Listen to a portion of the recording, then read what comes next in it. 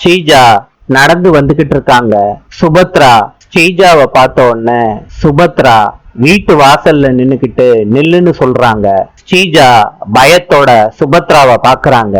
சுபத்ரா ஸ்ரீஜாவுக்கு பக்கத்துல வந்து சொல்றாங்க, எங்க வந்த? இந்த வீட்டுல உனக்கு இடம் கிடையாது, வெளியே போ. சத்தம் கேட்டு வீட்டுல உள்ள எல்லாரும் வெளியே வந்துடுறாங்க.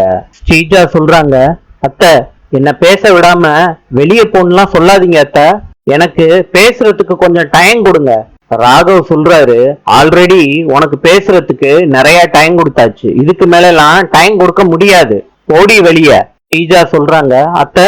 சுபத்ரா சொல்றாங்க, நீ எதுவும் சொல்ல வேணாம், நடந்த விஷயத்த என் கண்ணால பார்த்ததுக்கு பிறகும் நீ என்கிட்ட என்ன சொல்ல போற?